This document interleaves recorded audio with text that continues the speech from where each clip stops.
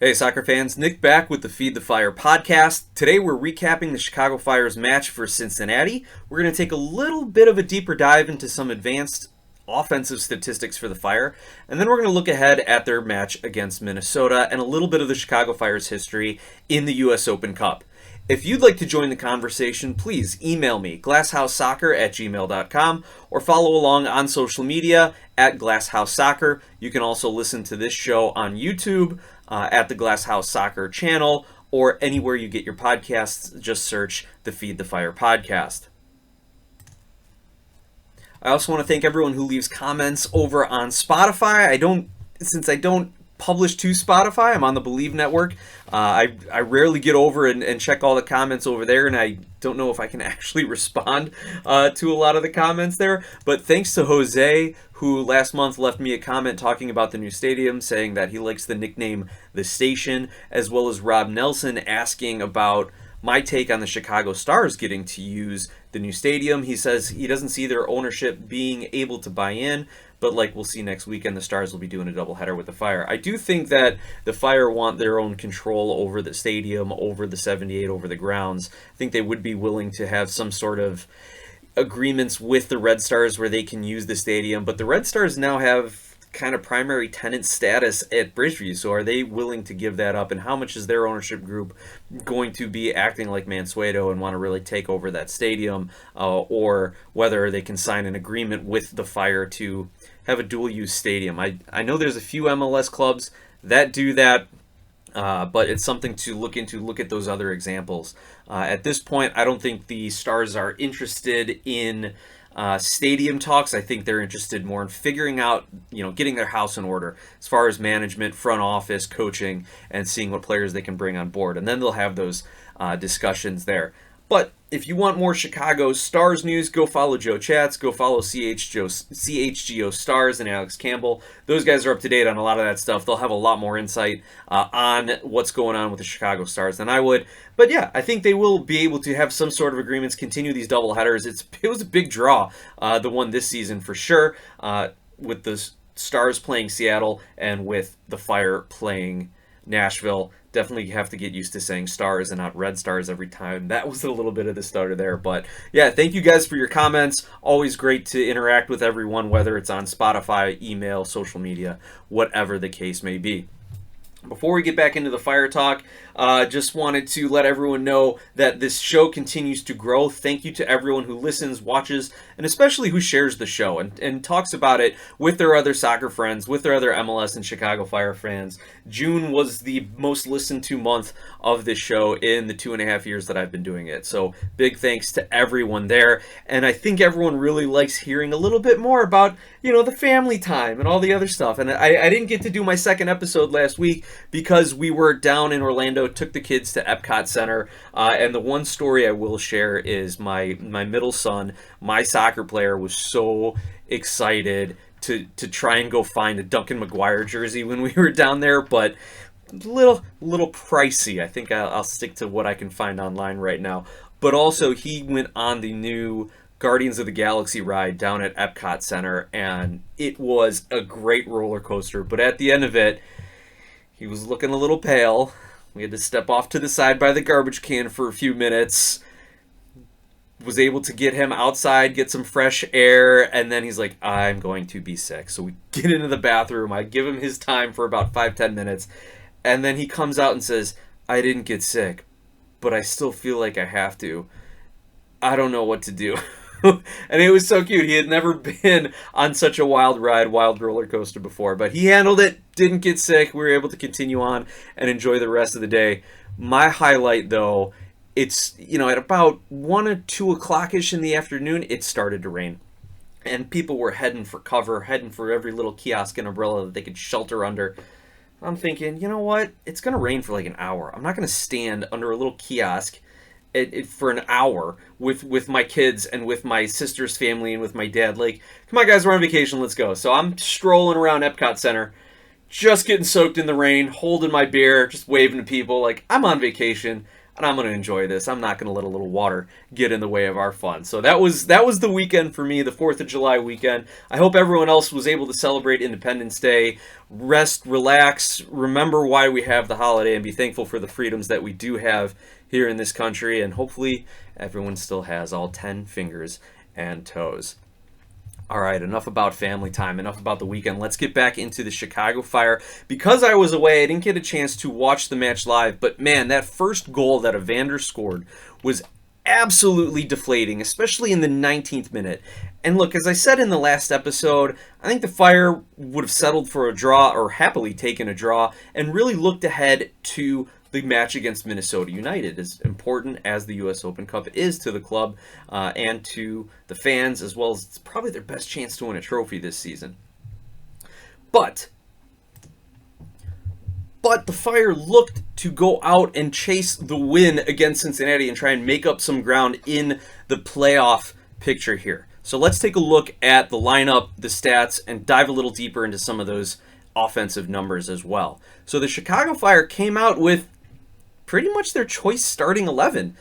Jeff Gall starting in keeper. However, we know Chris Brady would be the preferred number 1, but he is off with the national team, sitting on the bench and doing nothing. Come on, Pochettino, what are you doing here?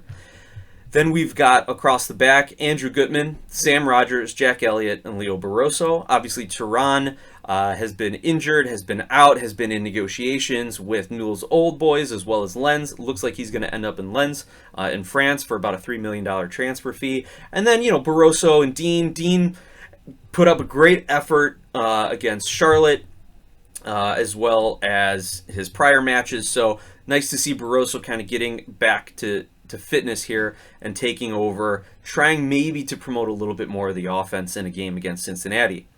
We had your choice, your Chicago, your homegrown midfield, Orahel, Gutierrez, and Pineda, and then your choice attackers, Bamba, Kuipers, and Zinkernagel. However, the defense was not there for the Fire. Evander just dribbles the ball like halfway down the field. No one steps to him, miscommunications, and he just sees the open net and gives it a rip. Now, Jeff Gall has been criticized for being out of position.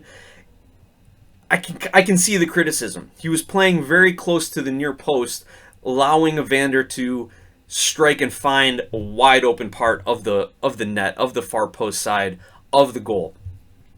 Now, you always got to protect your near post.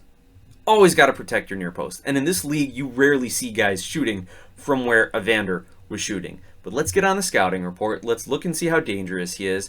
He had a defender guarding the near post already, and it was the defender that was tracking back that gave him the space, and that defender by the near post was not stepping up. So yes, Gall was following the basics of not giving up the near post, but there was no chance Evander was going to shoot to the near post, and you cannot expose that much far post. Credit to Evander, brilliant shot, why he's in the MVP running, but this was a complete breakdown on the defense on multiple levels, not just on Jeff Gall. And then you have Kevin Danke doubling the lead in the 50th minute, Zinkernagel pulling one back, giving some hope there in the 55th, but not enough finishing quality for the Fire. They did bring in Sam Williams, Amari Glasgow, Marin Haile Selassie, Jonathan Dean, and Tom Barlow during the course of the match in order to try and spark something late there, but they could not find the equalizer, could not find the back of the net. Now, looking at the substitution patterns, all the subs came in after, or at the 73rd minute or after, and it was Glasgow and Barlow in the 83rd, Dean and Selassie in the 73rd, and Sam Williams token appearance in stoppage time there. So that was, I think, really just to start having Zinkernagel get some of his rest, because it was in 90+4 that sub came in. So there wasn't the offense that the Chicago Fire needed, and looking at the stats, the Fire ended up with 49% possession, 14 shots, 5 on goal, an expected goal, though, of, let's scroll down, 1.3. So despite having 5 shots on goal and 14 overall, only a 1.3 expected goal here. And the Fire did control spells of the game, could not turn it into high-quality chances. And we're going to break down that XG a little bit more soon.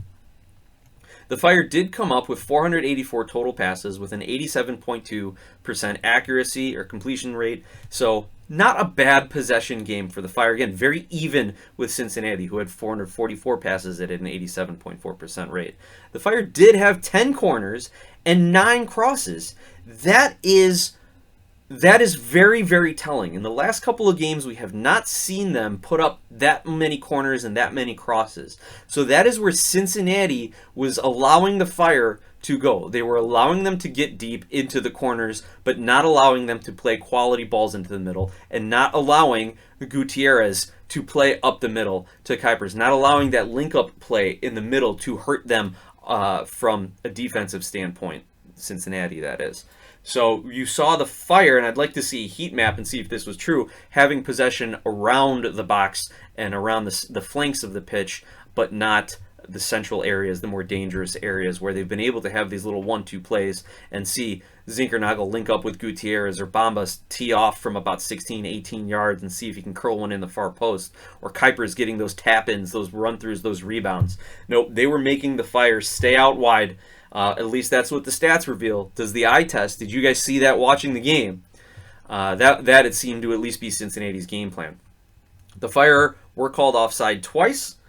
They won 5 aerial duels compared to 15 by Cincinnati. So again, Cincinnati, with their big physical defenders, allowing the Fire to keep the ball on the outside and cross it in and win those and get those corners and cross it in, that played right into Cincinnati's defensive strengths.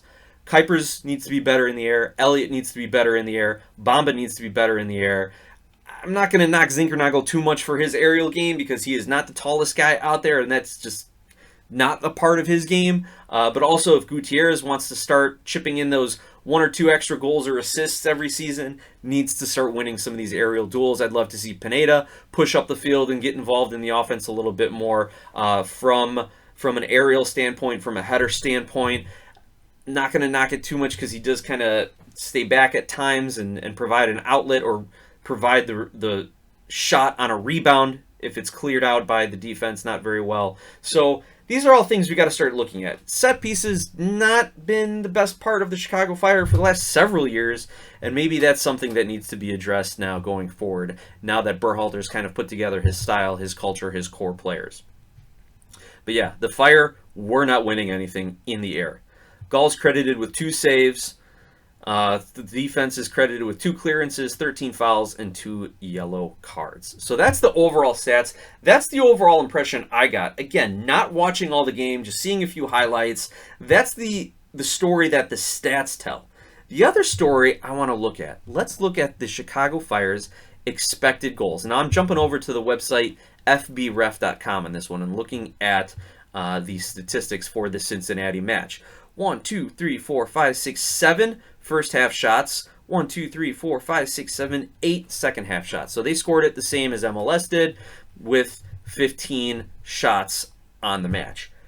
Zinkernagel's goal in the 55th minute, a left-footed shot, was given a .26 or a 26% chance of going in. So .26 XG there.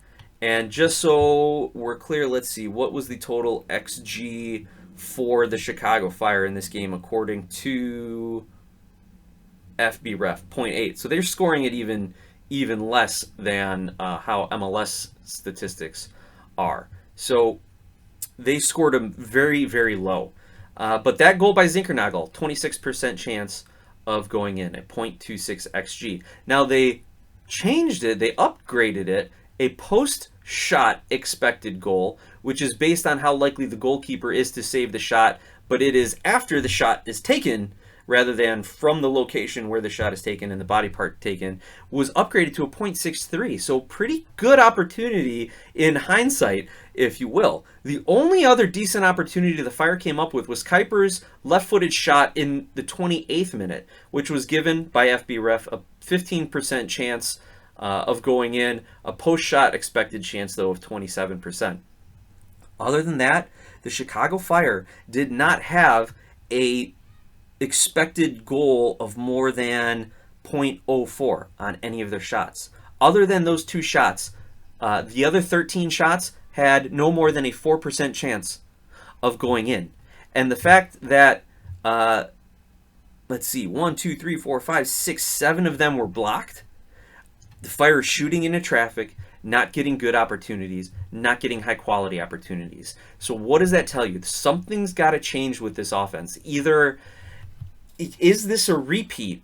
And this is the criticism that's out there now. Is this just Berhalter repeating what he did with the USMNT now?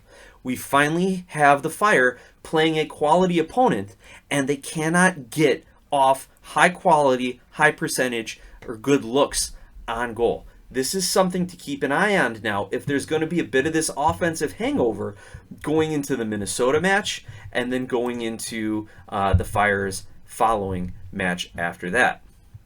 Something to keep an eye on there. They're finishing.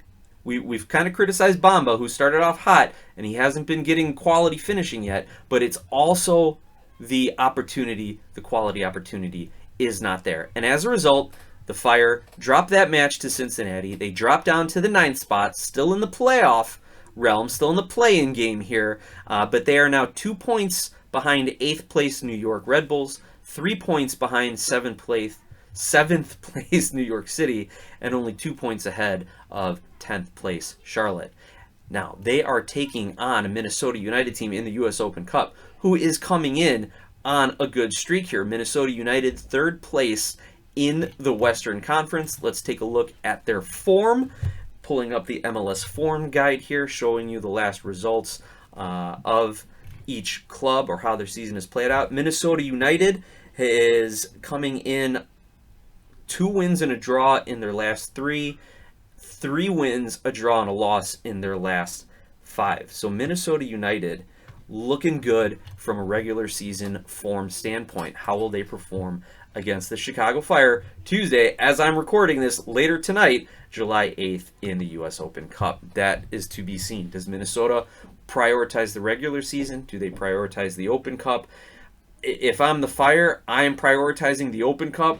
However, you saw Zinkernagel go 90. You saw the Chicago Fire players, their choice 11, so to say, playing at least 70, 80, and in Zinkernagel's case, 90 minutes. They're going to be tired. We are going to need Jay Davila to step up, as maligned as he has been. We're going to need to see Dean and Barroso stepping up when they get their opportunities. It's potential that Chase Gasper comes back and eats some minutes. He's been practicing with the Fire and was listed on the game day availability squad against Cincinnati. We're going to need to see Kellen Acosta step up. We're going to need to see Selassie and Glasgow potentially getting the start here. You know, that's the traditional wisdom for the US Open Cup, is you're going to play your backup players and then bring your starters in to close the game out. However, now they're playing another MLS opponent. They're no longer playing USL teams.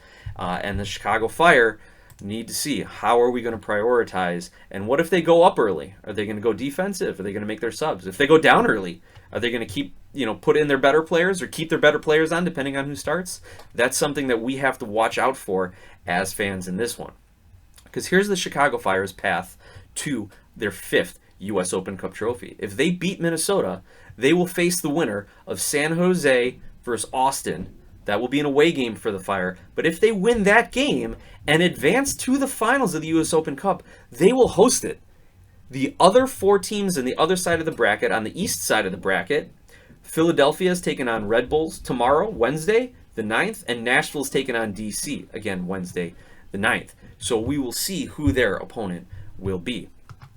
There's a great article over on USSoccer.com, who hosts US Soccer, hosting the US Open Cup tournament, that says Chicago Fire chases 5th crown and place among US Open Cup immortals. That's the headline. That is a great headline. That got me excited to read it. This came out about a month ago, but it says as the sub-headline here, Berhalter's Fire are in line to potentially become the first MLS side to win 5 Open Cups, thus joining the heroes of yesteryear like Bethlehem Steel, Maccabi LA, and the Fall River Rovers.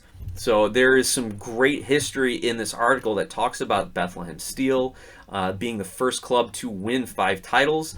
Because of their corporate sponsorship, they were able to really kind of buy their way to these titles, which is, a very dismissive way of saying it, of course. But they had these company teams that were playing back in the early 1900s. It also talks about Fall River Marksmen, people are familiar with, as well as Maccabee Los Angeles. Now, when it finally gets down to the MLS portion of this article, here's how it shifted.